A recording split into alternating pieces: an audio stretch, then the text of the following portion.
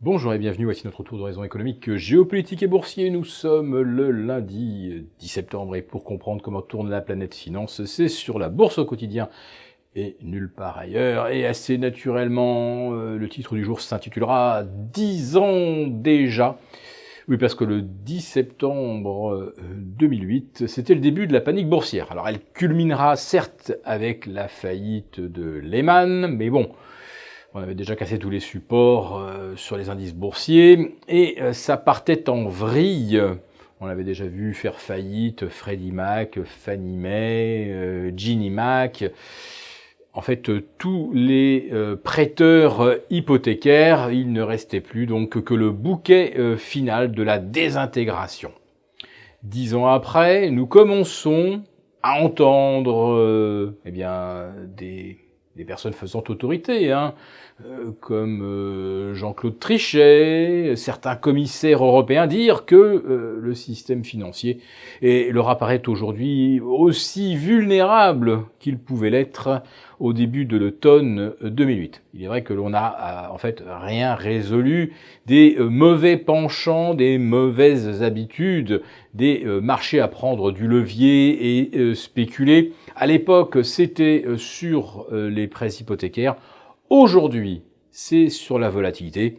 Une volatilité qui oscille entre 12,5, 13,5, allez 14 depuis le début de l'été. On est revenu sur des niveaux de complaisance absolument invraisemblables alors que M. Trump tweetait encore vendredi vers 18h05 qu'il envisageait de taxer finalement 567 milliards de produits importés de Chine, c'est-à-dire la totalité, ce qui ferait naturellement exploser l'inflation aux États-Unis, obligerait la Fed à réagir et à monter les taux beaucoup plus que ce que les marchés anticipent. Bref, ce serait l'apocalypse. Mais ça n'empêche pas M. Trump de continuer de menacer un Donald Trump de plus en plus isolé, qui ne peut plus faire confiance à personne, qui est le traître à la Maison-Blanche, qui est ce résistant qui prétend être en mesure de l'empêcher de faire des grosses bêtises. Eh bien, si M. Trump a envie d'en faire désormais, il ne se préoccupera plus de la vie de personne. Oui, donc les marchés, 10 ans après, sont toujours aussi fragiles. La seule chose qui fait qu'ils ne chutent pas, c'est que ce ne sont plus des marchés. Tout simplement parce que ce sont les banques centrales qui fixent le prix des actifs. C'est tout.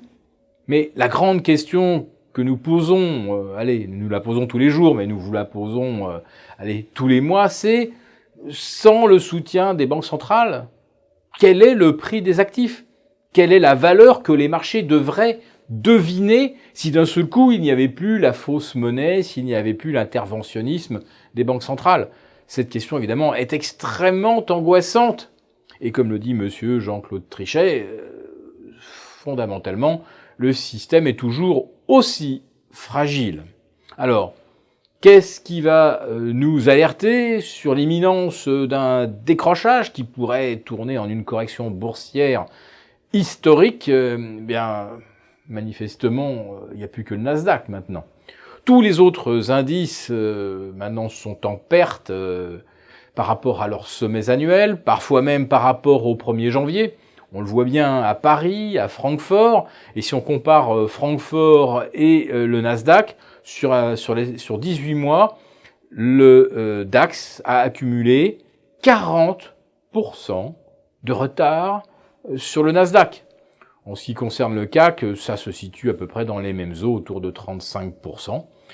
Et globalement, en fait, si on se benchmarkait par rapport au Nasdaq, eh bien, il n'y a plus que lui, tout seul devant, loin devant, avec des niveaux de valorisation que personne ne comprend. Tout ce que l'on comprend, c'est que les algos achètent ce qui monte, vendent ce qui ne monte pas, et que cette logique est arrivée aujourd'hui à son paroxysme, sans la moindre euphorie caractérisant la fin d'une bulle, puisque ce sont des machines qui agissent et que ces machines sont absolument sans émotion.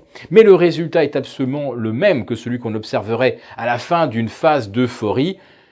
Dans ce genre de mouvement, eh bien, ce sont les titres les plus chers qui montent le plus vite, toujours, plus évidemment des valeurs qu'on délaissait et puis qui se mettent d'un seul coup à rattraper parce qu'elles sont volatiles.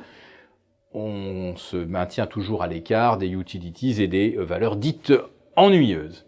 Voilà donc où nous en sommes.